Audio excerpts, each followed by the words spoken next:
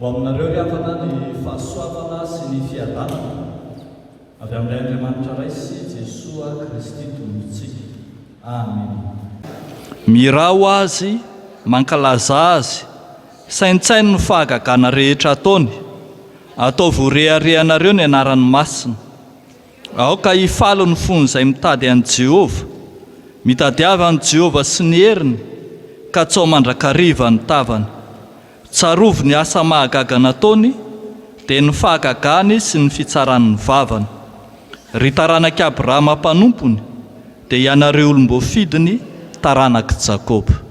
Amen. Hira fahavalo, ny andininy voalohany ihany no iraintsika.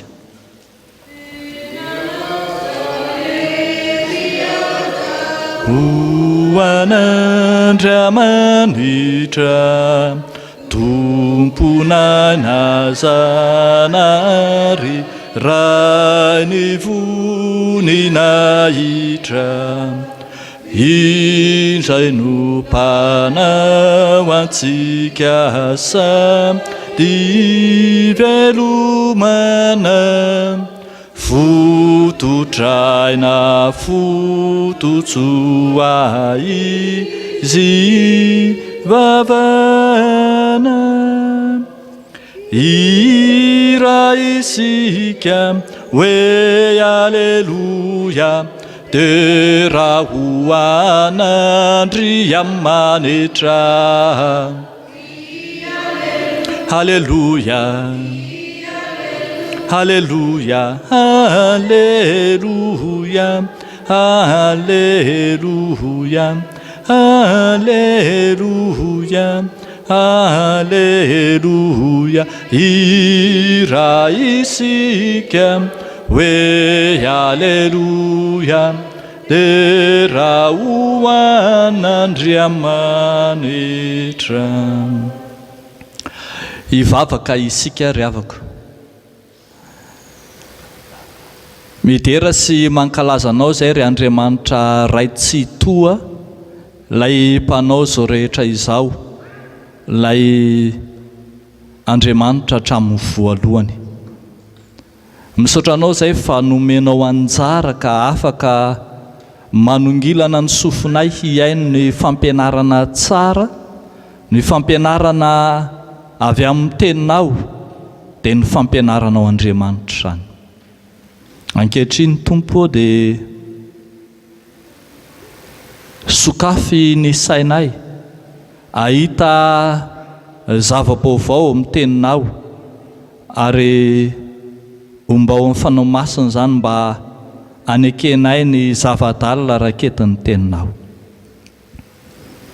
Dia ataonay sy angatahanay amin'ny anaran'i Jesoa lay fanahy-panazava izany vavaka izany. Misaotra Tompo. Amen.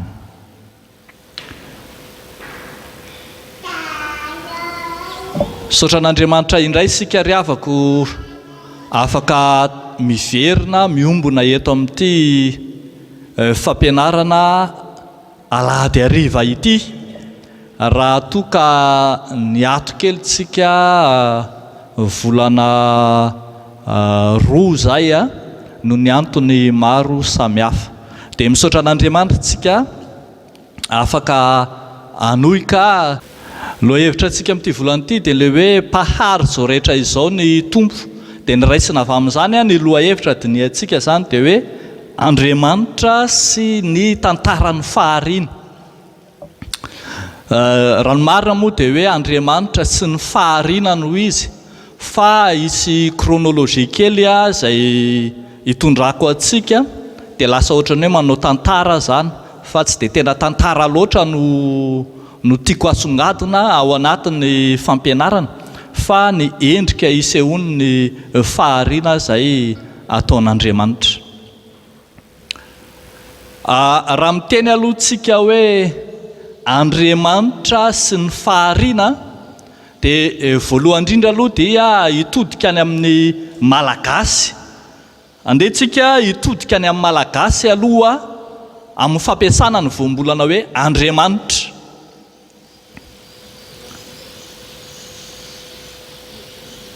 tokony ho fantatsika aloha zany etỳ am-piandohana fa ny malagasy dia efa nanana ny Andriamanitra izay ninony talohan'ny fivavahana kristianina, ary misy teny maro be izay afaka anamarinana izany. Fa reto zany izay fahaitsika tsara ihany no raisiko, misy karazany anankiroa fotsiny aloha no raisiko hoe ny anankiray zany zao ilay tenin'ny olona hoe ny Andriamanitra tsy andron'ny hafa androky ihany, ary ny hoe aza ny loha samangina no jerena fa Andriamanitra ao an-tapon'ny loha. Zany fitenenana malagasy zany etỳ am-piandohana dia malasa ny saina sy mahavela eritreritra, ary mahatonga antsika hirona hiteny aloha manao hoe efa nisy Andriamanitra ninony malagasy talohan'ny fahakristianina, zany hoe tamin'ny fahagasy zany. Fa dia lasantsika zany mijery hoe iza ilay Andriamanitra ninony malagasy. Zay zany tsy maintsy fantaritsika raha ohatra zany ka apetraka dia hoe mitovy ve ny raha manontany zany dia hoe mitovy ve ny Andriamanitra izay vevahantsika kristianina sy ny Andriamanitry ny malagasy fahiny. Raha miteny ve ny malagasy hoe aza ny loha samangina ny jerena fa Andriamanitra tampon-loha, dia le Andriamanitry ny Baiboly izay tantarain'ny Baiboly ve ny tao an-tsainy sy eritreretina, ary mitovy ve ireo Andriamanitra ireo? Raha amaly an'izany tsika zany fantany izany dia tsy maintsy miditra mijery ny fototeny.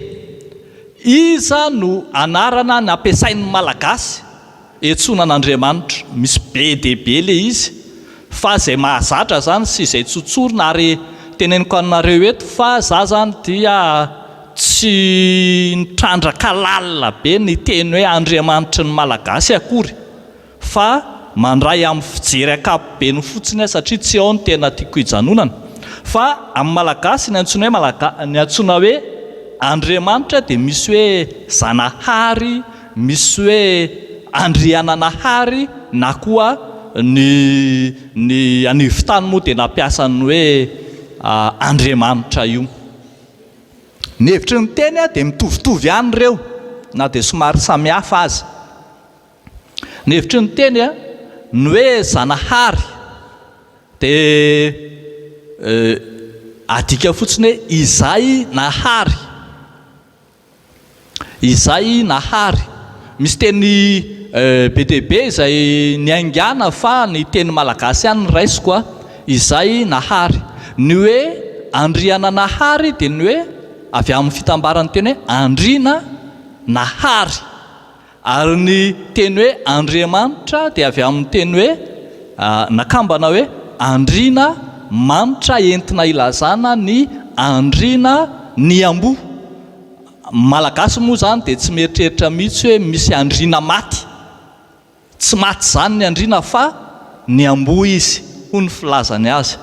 Dia ny Andriana zany rehefa miambo, ianao zao raha maty dia ianao maimbo ny fatinao, fa ny Andriana tsy maimbo fa manitra.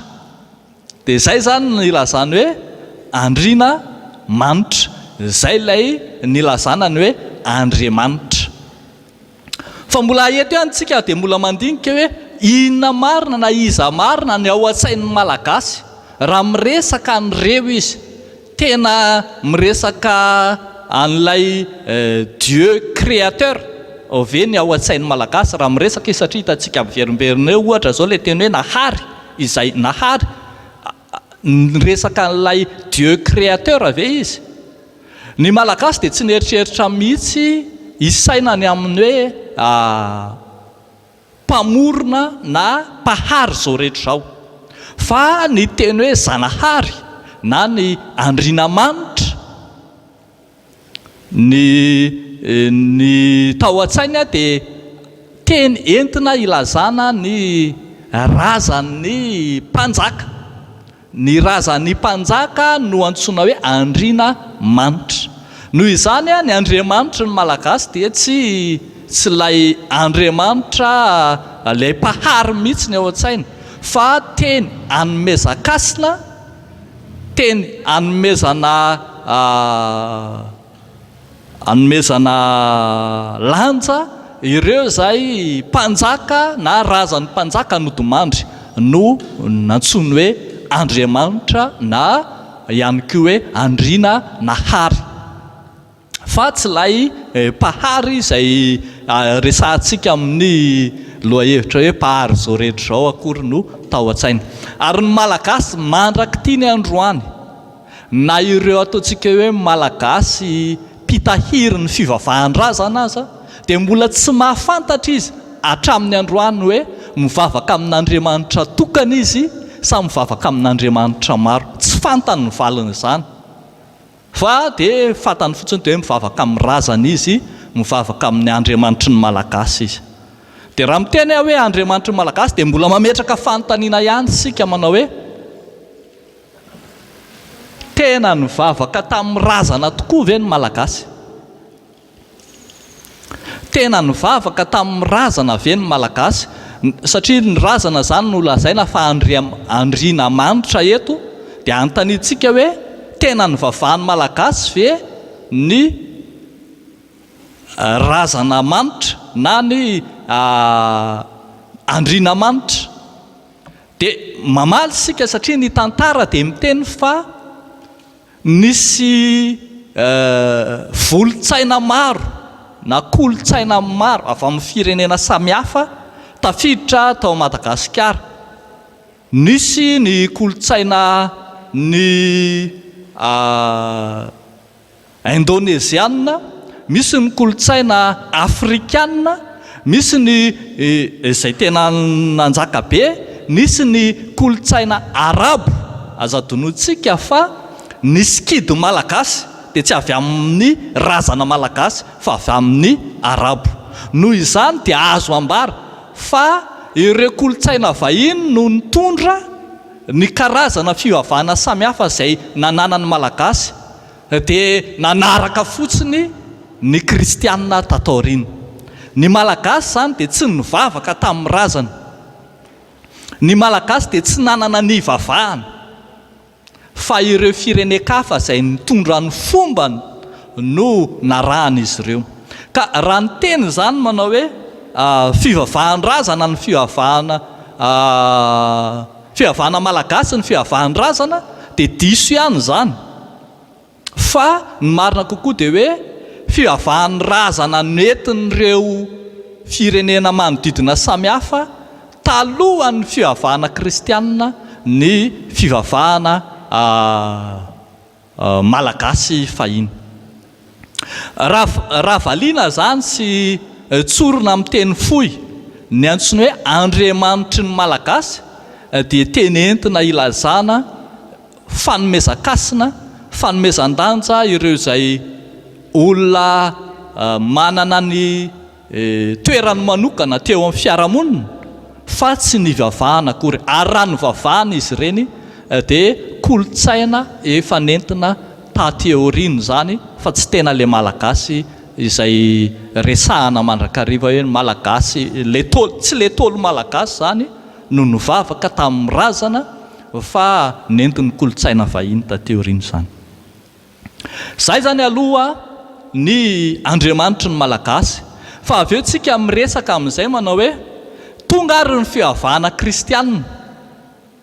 Dia rehefa tonga ny fivavahana kristianina dia tonga dia nandray fotsiny ihany ny Andriamanitra, le anaran'le Andriamanitra izay efa nampiasaina teo aloha. Zay zany ny zavatra hitantsika. Ny marina dia izao, ireo mpandika teny avy amin'ny missionnaire anglisy dia nampiasa na nirona kokoa tamin'ny foto-kevitra culturalisation, inculturation sy ny contextualisation.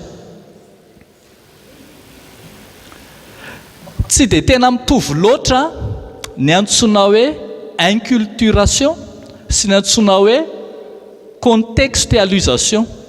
Kanefa na mitovy io na tsy mitovy, ho azavay kely rehefa avy eo, dia ny zavatra hita dia izao: samy noraisin'ny misionera ireo nampiasainy ampiasana ny anaran'Andriamanitra tao amin'ny Baiboly. Ina antsoina hoe inculturation. Ny inculturation dia ny katolika matetika ny tena manao an'io inculturation io. Zany hoe ny inculturation dia fanomezana, fanarahana volotany ny ambaran'ny soratra masina.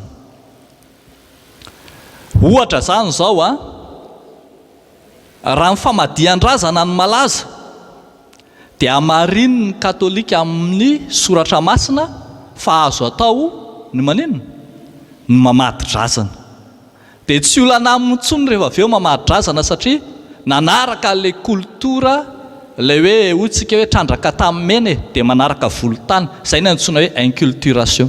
Dia nanaraka n'iny fotsiny izy dia tsisy be dia amin'ny satria efa nampanarahany an'iny ny filazantsara na ny soratra masina. Dia nanao an'izay koa ny misionera protestanta nandika ny Baiboly malagasy. Fa satria le anaran'Andriamanitra efa mipetraka teo, tsy misy mihitsy zany namorona hoe inona ao anatin'ny akademia malagasy ny dikan'ny teny hoe Dieu, fa ny teny hoe Andriamanitra izay efa n'exista teo, izay efa nisy teo, dia nanaovana inculturation fotsiny dia tonga dia nampiasaina. Dia tahak'izay ihany koa tsy dia mifanalavitra amin'izay ny contextualisation. Ny contextualisation indray dia tsy dia tena hoe trandraka tamin'ny mena dia manaraka volotany indray fotsiny, fa somary kokoa mirona makany amin'ny fivoaran'ny ankehitriny. Ohatra hoe le monde tourne, le monde se mobilise. Tsika zany zao dia efa mahita hoe efa misy évolution be dia be mihitsy eto amin'ny tontolo. Dia manaraka ilay fivoaran'ny tontolo ny fivavahana kristiana. Ohatra antsoina hoe contextualisation zany, ohatra hoe tamin'ny andro fahiny ny Baiboly dia papyrus ny nampiasaina, dia tonga taty amin'ny fotoana taty aoriana nisy ny invention ana imprimerie dia nampiasa boky isika. Dia ankehitriny zany taona 2013 andron'ny teknôlôjia dia mampiasa e-book isika atao Baiboly. Izay zany antsoina hoe contextualisation. Tsy manafoana ny foto-kevitra misy fa manaraka ny fivoarana. Dia indraindray misy contextualisation diso ihany ataontsika, ohatrany hoe malaza be ny karaoké dia lasa tsika manao karaoké évangélique, dia malaza be ny bal masqué dia lasa koa tsika nanao bal masqué évangélique. Zany koa zany contextualisation, fa indraindray le izy mivoana makany amin'ny tsisy. Dia ny misionera fahiny dia nampiasa an'ireo voambolan'ireo nampiasana ny anaran'Andriamanitra tao amin'ny Baiboly. Dia tsy te hisahirana intsony izy fa tonga dia sady nanao inculturation trandraka tamin'ny mena ity, nanao contextualisation manaraka ny toetrandro ity, dia nampiasa ny anaran'Andriamanitra izay efa nampiasain'ny malagasy teo aloha. Na inona nandikany malagasy azy dia tsy ny rarahiny zany, fa tonga dia ino nampiasaina nandikana ny anarana teny ao amin'ny Baiboly manao hoe Andriamanitra, na le ataontsika hoe Elohim, na Elohim moa zany izay hitantsika miverina matetika ao, na Teosy amin'ny teny grika zany. Dia ireo zany dia tonga dia natao fotsiny hoe Andriamanitra. Ary misy anarana maromaro izay fampiasan'ny malagasy taloha dia averin'ny Baiboly ampiasaina daholo fotsiny ihany ireny manaraka. Ka amin'ireny rehetrarehetra ireny zany dia tsy voatery hitovy ny fihevitry ny malagasy sy ny fisainan'ny malagasy momba n'ilay anarana sy izay tian'ny Baiboly ambara ankehitriny. Zay zany aloha, satria miresaka faharintsika dia mijery hoe tena le fahariana tamin'ny maha-malagasy ve no resahana sa inona ny faharian'ny baiboly a izay tiana tenenina. dia lasintsika mijery amin'izay ary nanahoana ary zany ilay Andriamanitra mpahary tantarain'ny baiboly amin'izay. Rehefa mijery ny fahariana nataon'Andriamanitra isika ry havako, raha miteny moa zany hoe fahariana, ny teny voalohany eo amin'ny baiboly misy hoe fahariana dia aiza? Ao amin'ny bokin'ny Genesisy toko voalohany andininy fafiry, andininy voalohany. Ny andininy voalohany dia efa misy an'io teny hoe fahariana io, ary tamin'ny voalohany Andriamanitra nahary ny lanitra sy ny tany. Io zany le teny hoe nahary, le teny hoe nahary dia entina ilazana ilay Andriamanitra tsy toa. Efa nomenantsika teto tamin'ny fotoana sasany hoe inona ny famaritana ny teny hoe tsy toa, ilay tsy misy azo ampitahaina aminy, tsy misy azo oharina aminy, ilay tokana amantany, ilay Andriamanitra tsy toa, ilay manana ny toetra, izay moa ny karakterany, ilay toetra omniprésent, omniscient ary omnipotent. Izay ilay tsy toa. Io no ambaran'ny baiboly fa izay nahary. Azontsika tsy mitovy amin'ilay izay nahary izay niresahantsika tany aloha, fa izay nahary tenenin'ny Genesisy toko voalohany andininy voalohany dia ilay Andriamanitra manana ny toetra tsy mitovy ary tsy azo ampitovizina amin'izao rehetra izao. Io Andriamanitry ny baiboly io, ilay atao hoe tsy toa, ilay Andriamanitra mpahary, ilay Andriamanitra ray, io dia Andriamanitra tsy voafetra ny fotoana, sady tsy manana fiandohana no tsy misy fiafarana. Ny andikan'ny baiboly tsika anazy mantsy dia hoe izao no izy no fiandohana sy fiafarana, alfa sy omega. Fa rehefa tena trandrahanao ny dikany hoe inona marina ny dikany hoe alfa ary inona ny dikany hoe omega, dia ny dikany dia mazava. Ny alfa dia hoe tsy misy teo alohany, izany hoe efa nisy talohany voalohany izy. Ary antsoina hoe omega dia hoe tsy misy ao aorinany, izany hoe mbola isy ao aorinany farany izy. Raha ho rava zany izao tontolo izao, ilay Andriamanitra mpahary ambaran'ny baiboly dia mbola ninona? Dia mbola haharitra misy eo mandrakizay. Zay zany a toetra ngeza be anana n'ilay antsoina hoe Andriamanitra tsy toa. Fa rehefa miresaka amin'izay ny Genesisy toko voalohany andininy voalohany, ilay fahariana hoe tamin'ny voalohany Andriamanitra nahary ny lanitra sy ny tany, dia hita eo fa nahary ny zavatra rehetra ilay Andriamanitra, nahary ny zavatra rehetra ilay Andriamanitra. Raha ampitahina amin'ny fahariana na amin'ny Andriamanitry ny malagasy zany dia mifandiso ny fitenenana. Ity Andriamanitry ny baiboly ity zany dia hoe zao zavatra ary rehetra izao,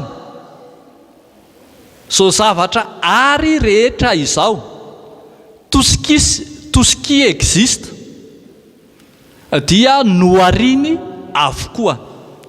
Fa ianao rehefa mijery ny Andriamanitry ny malagasy dia mahita fa Andriamanitra voafetra ny Andriamanitry ny malagasy. Ianao zany zao raha mahita ohatra hoe misy any Rahotobato ohatra, Rahotobato izay Andriamanitra tany Ambatomanga tany, dia hodivaratra ny spesialiteany. Dia rehefa hodivaratra ny spesialiteany dia hodivaratra ihany no hainy. Ianao zany tsy afaka mangataka harena amin'ny Rahotobato satria tsy hainy izany. Dia tsy mitovy amin'ilay Andriamanitry ny baiboly, satria ny Andriamanitry ny baiboly dia mahay ny zavatra rehetra. dia tahaka izany ihany koa raha any amin'ny Andriamanitra mpanao odi-baly ianao dia tsy afaka hangatabady. Raha any amin'ny mpanao odi-fity ianao dia tsy afaka hangataka fahendrena. Dia hitantsika izany fa ponctuel sy voafetra ny Andriamanitra ny malagasy. Misy ny fitiavana fotsiny ody fity, ody baly, ody avandra. Dia misy ny hoe ary mampanankarena fotsiny, ary raha makazaza fotsiny, ery raha manala fanadinana dia manipy an'ilay vola pièce iny eo amin'ilay vato boribory iny. Izany hoe voafetra ihany ny Andriamanitra ny malagasy. Fa mifanohatra amin'izany ty Andriamanitra ny Baiboly ty, tenenina mihitsy fa ny zavatra rehetra, ny bokin'ny Kolosianina moa dia mbola miteny le hoe ny famaritana an'ilay zavatra rehetra. Dia ny bokin'ny Kolosianina tsy hoe resaka le monde ny resakintsika eto, ary tsy resaka univers. Eo anko izany raha ohatra izany somary nanao kely géographie izany izay tany am-pianarana dia tsotra fotsiny. Rehefa manao géographie ianao dia mahita fa la terre n'est qu'un point minuscule dans l'univers. Rehefa azavainao izany le univers dia tena misy galaxie dia milliard de galaxie kay misy eto. Le tany izany zavatra apahana galaxie kely ohatran'ny point kely. Dia hitanao izany ny alehibe an'izao zavatra rehetra izao. Nefa ambaran'ny bokin'ny Kolosianina fa tsy hita io fotsiny no arian'Andriamanitra, fa tena tenenin'ny Kolosianina mihitsy. Paul miteny an'izany moa fa tsy ny Kolosianina.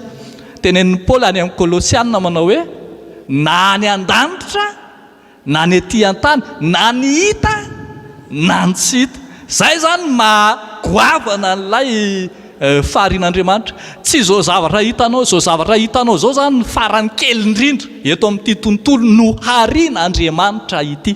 Farany kely indrindra eo amin'ny tontolo no harian'Andriamanitra zao zavatra hitan'ny masonao zao. Ianao zany rehefa mijery izy dia malalaka ranga Madagasikara, lehibe langa le tany, fa kely tsy toy inona eo anoloan'ny faharian'Andriamanitra.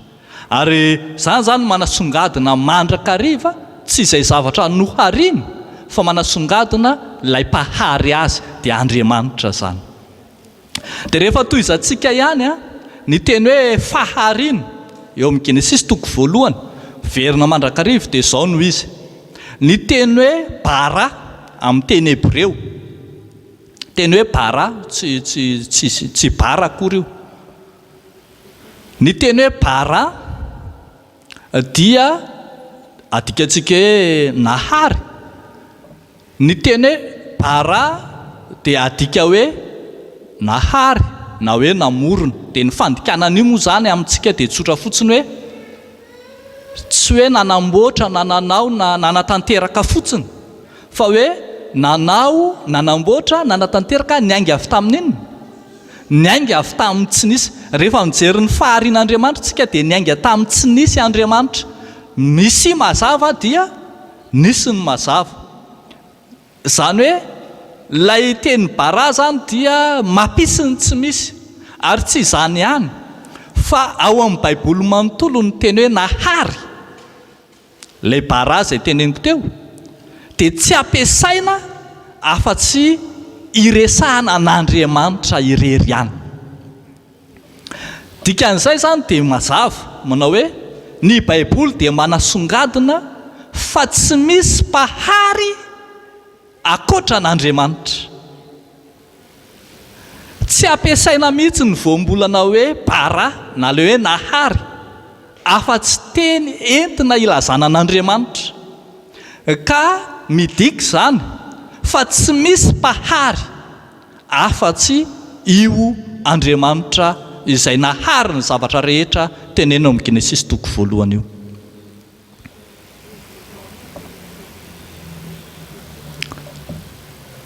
Raha fehezina zany dia izao: lay Andriamanitra mpahary dia Andriamanitra ny fahafenona rehetra. Andriamanitra ny fahafenona. Tsy misy hoe tsy vitan'Andriamanitra Zany manko fahadsoany olo dia tsy vitan'Andriamanitra ny asany dia ny antso mpanompo maro samihafa izy hiara iasa aminy. Tsia, fahadsoany zany, fahadsoana teolojika zany. Fa ny tena marina dia Andriamanitra ny fahafenona izy, fitiavana anao ny antsony anao mpiara-miasa aminy. Ary famindram-pony amin'ny olombelona no mbola anekeny hiara iasa amin'ny olombelona. Fa izy dia Andriamanitra feno. Tsy olombelona no hanampy mibanga eo amin'Andriamanitra ary tsy misy banga rahateo eo aminy. Manana ny fahafenona rehetra izy, na hery na fahatanjana. Bokin'ny Kolosiana 2:1 no milaza an'izany, na hery na fahatanjana na fahefana na fanapahana dia azy avokoa zany. Tena amin'ny fahafenony tanteraka no anapahan'Andriamanitra sy nahariany izao rehetra izao. Zay zany raha mijerintsika ilay Andriamanitra mpahary izay tantaraina ao amin'ny Genesis ary nahary ny tety vanim-potoana. Dia mitoytsika zany mahita fa aika io faharian'Andriamanitra io. Rehefa tena mamaky baiboly tsika zany ny mahazatra antsika dia hoe Genesis 1 misy ny fahariana. Fa ny tena marina rehefa tena vakitsika tsara io dia ny Genesis 1 hatramin'ny 2:1. Zany hoe misy chapitre 2:1 no misy ny fahariana. Ka hitanao ao daholo ny fiandohana rehetra, ny fiandohan'ny tany sy ny lanitra, ny fiandohan'ny zava-mananaina, ny zava-maniry, ny biby, ny fiandohan'ny olombelona, ny fiandohan'ny fahafatesana, ny fiandohan'ny fahotana, hitanao daholo zany. Fa izay adin'ny olona koa dia izao, mbola hitantsika ao ny fahariana ny firenen'Andriamanitra na ny zanak'Israely zany. Ny fiandohan'ny zanak'Israely ilay taranaka voafidy dia hitantsika ao amin'ny Genesis 1 hatramin'ny 2:1 zany rehetra zany. Fa zao noho izy tsy nijanona teo amin'ireo 2:1 ireo ny faharian'Andriamanitra. Indray zany tsika mieritreritra hoe dia efa vita ny fahariana dia tsisy tsony. Ny baiboly dia miteny fa mitohy ny fahariana, mitohy ny fahariana. Ny zavatra hitantsika manko zany raha mijery ny zava-misy tsika dia izao: rava, simba, potika, lo izao tontolo izao ilay noharian'Andriamanitra. Noho ny amin'inona? Noho ny amin'ny fahotan'ny zanak'olombelona. Tadio tsara fa ny fahotan'ny zanak'olombelona no nanimba ny tontolo izay noharian'Andriamanitra. Raha mijery tsika zany, raha miresaka tsika hoe amin'izao tsika amin'ity zao misy réchauffement climatique, simba ny tontolo, inona nahatonga an'izany? Tsika zanak'olombelona ihany nahatonga an'izany. Miovaova ny toetry ny andro, inona nahatonga an'izany? Tsika zanak'olombelona ihany nanao an'izany. Zany hoe ny fahotantsika no namotika ny tontolo izay noharian'Andriamanitra. Dikan'izay dia ambaran'ny baiboly fa tafasaraka tamin'Andriamanitra isika noho ny amin'ny faharavana na fahasimbana io. Noho izany Andriamanitra dia mangetahetandray izy te hanarina, te hanorina ary te hanamboatra ilay tontolo izay rava simba. Zany hoe Andriamanitra manamboatra ny rava. Izay indray zany no endrika isehoany ny fahariana izay hitantsika eto. Andriamanitra manamboatra ny rava. Dia hitantsika fa isaky ny misy chute dia mitady ny fomba rehetra foana Andriamanitra hanarenana azy. Hoe ohatra zany hoe nisy zao ny tantaran'ny Safodrano ohatra, dia Andriamanitra nanarina ny tontolo tamin'ny alalan'ny Noa valy mianaka. Misy mandrakariva zany ilay fanarenana izay ataon'Andriamanitra. Dia ao amin'ny baiboly dia teneniny mihitsy any amin'ny Ezekiela 4:1 dia teneniny mazava tsara: omeko fo vaovao ianareo izy, fanahy vaovao no ataoko ao anatinareo, tsy omeko fo nofintsony ianareo. Io zany ilay fitohizan'ny faharian'Andriamanitra izay mitohy mamakivaky ny tantara. Vao tamin'ny maraintsika niresaka ao amin'ny bokin'ny Isaia 43 dia hoy ny voalazany manao hoe: aza mahatsiaro lasa na misaina ny taloha fa indro zao efa anao zava-baovao ary teneny moa efa miseho zany. Mitoya ny faharian'Andriamanitra. Ny faharian'Andriamanitra io dia mikatsaka izay hanarenana ny fiainan'ny tontolo izay misy eo amin'ny zanak'olombelona. Tontolo izay rava, potika, simba, dia mbola Andriamanitra indray no mitady izay irecuperena azy. Fa rehefa tena mijery sika dia mahita fa ny ivon'ny fahariana rehetra dia tao amin'i Jesosy Kristy zanak'Andriamanitra. Io ilay antsoina hoe fahariana vaovao. Ao amin'i Jesosy Kristy no andraisana ny fahariana vaovao. Ilay Andriamanitra manohy ny asam-pahariana dia tsy ho tanteraka raha tsy raisintsika ao amin'i Jesosy Kristy zanany. Ilay Andriamanitra nanohy ny asam-pahariana dia tsy ho tanteraka, tsy lavorary raha tsy manaiky isika handray izany ao amin'i Jesosy Kristy zanany. Inona ilay fahariana vaovao? Ny fahariana vaovao dia tsy inona tsy akory fa ny fanambaran'Andriamanitra ny tenany ao amin'i Jesosy Kristy zanany. Révélation de Dieu en Jésus-Christ son Fils. Zay ny antsoina hoe fahariana vaovao. Andriamanitra ny fahazahoantsika azy moa zany dia hoe Andriamanitra mitono tena manatona antsika. Ary zay ilay epifania izay niresana tamintsika hoe Andriamanitra manakaiky vahoaka, Andriamanitra manakaiky ny olombelona, Andriamanitra tonga nofo, Andriamanitra tonga olombelona. Zany ny antsoina hoe fahariana vaovao. Dia ny faneken'ny olona hanatona an'io sy handray an'io Andriamanitra tonga olombelona io no mahatonga azy ho ateraka indray.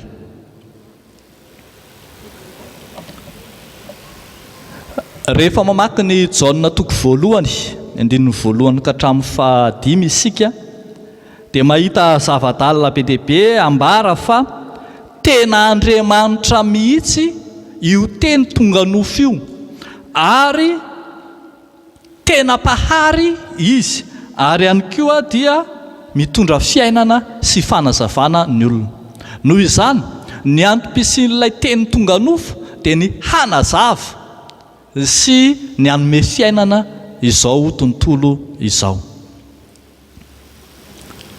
Dia raha mivadika kely tsika makao amin'ny Filipianina toko 2 dia mijery hoe manahoana moa zany ny endrika nisehon'ilay faharian'Andriamanitra.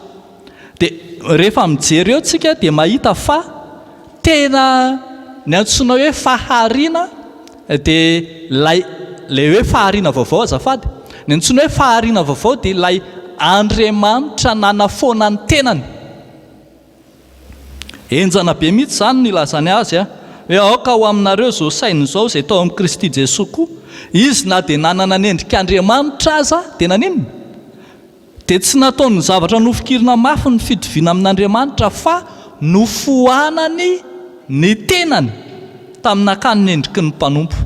Io lay fanafohanana ny tena io izay endriky ny fanetretena lalina tao amin'ny Kristy, io no endrik'ilay fahariana vaovao. Izay rehetra te handray ilay fahateraham-baovao sy izay rehetra te ho ateraka indray zany dia tsy maintsy manafoana ny tenany, tsy maintsy miaina ilay fanetretena lalina tahaka ny Kristy izy mba hiainany ny fahariana vaovao, mba ho ateraka indray izy.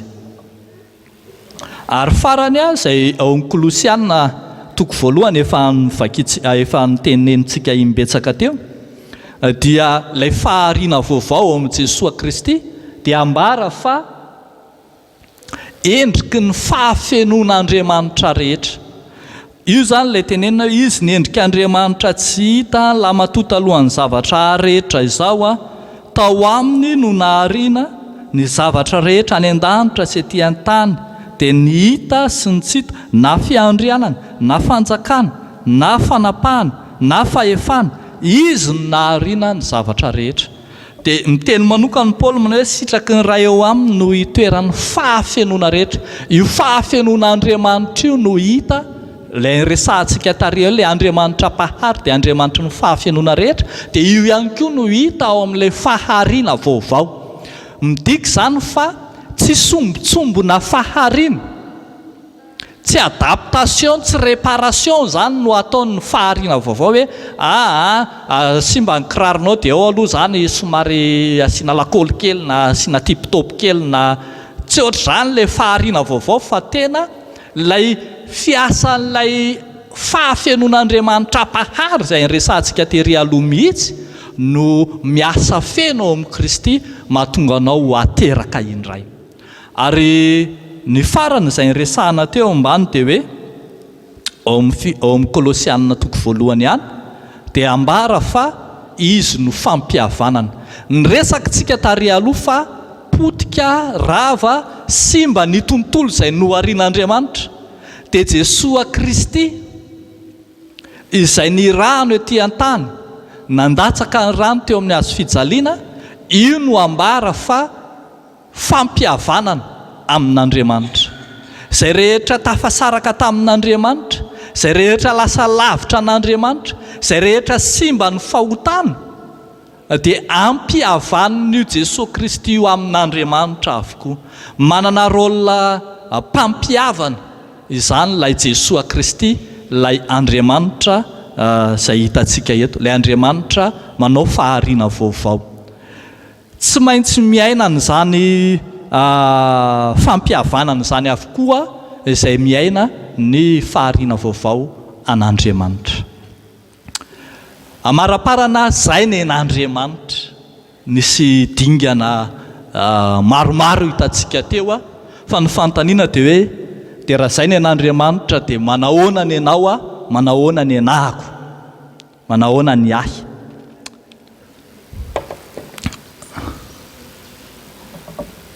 Ny fahariana ato amiko, izay moa zany no tena tokony lohateny eo, fa nanoratan'ny mpanoratra azy eto dia ny fahariana ankehitriny.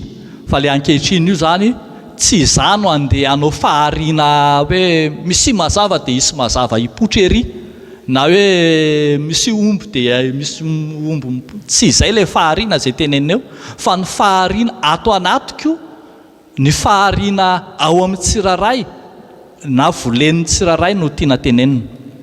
Ny fampiarana an'ireo dia mazava fotsiny fa ny fiainana ny ambaran'ny bokin'ny Romanina 12. Misy lesona mazava izay efa haitsika tsy enjery any aho Romanina 12:1 sy ny 2. Koa amin'izany raha lamalalako dia mangataka anareo ny famindrampon'Andriamanitra mba hatolotra reo ny tenanareo ho fanatitra velona, masina, sitrak'Andriamanitra dia fanompompanahy mety ataonareo izany. Ny antsoina hoe fahariana ato anatiko dia ny fanekeko hanolo tena indray ao an'Andriamanitra, ka hita taratra ato amiko ireo izay tenenina hoe fanoloran-tena velona, fanoloran-tena masina, fanoloran-tena sitrak'Andriamanitra. Dia mbola miteo amin'ny 9 hoe ary aza manaraka amin'ny fanaon'izao tontolo izao fa miova amin'ny fanavaozana ny saina hamantaranareo sitrapon'Andriamanitra dia izay maninona? Izay tsara sady ankasitrahana no marina. Jesosy Kristy zany efa nampanantena indro avoziko ny zavatra rehetra. Ary Paoly dia niteny hoe raha misy olona aneo amin'ny Kristy dia olom-baovao izy. Fa ahoana ny fomba fiainana izany dia mivaliny dia nitenenin'ny Paoly eto ihany hoe atolorony tenanareo. Atolorony tenanareo ka ho hita taratra eo aminareo ny fanatitra velona, fanatitra masina, fanatitra sitrak'Andriamanitra, fanatitra tsara, fanatitra ankasitrahana ary fanatitra marina. Raha izany moa no iainan'ny mpino rehetra dia efa miavao ny tontolo ary efa mihatsara ny tontolo izay simba sorotoky ny fahotana teo aloha. Dia irariny sika rehetra iaina izany marina amin'ny fomba hita maso sy azo tsapaitanana amin'ny fifandraisantsika amin'ny mpiarabelona amintsika, amin'ny fitiavana sy ny fifankatiavana, amin'ny fanajana ny tontolo iainana, amin'ny fanajana ny voary izay noharian'Andriamanitra, ary ihany koa amin'ny fifandraisantsika amin'ny mpiarabelona rehetra. Dia ho an'Andriamanitra ary avako ny voninahitra, ho amintsika kosa zany fampianarana izany.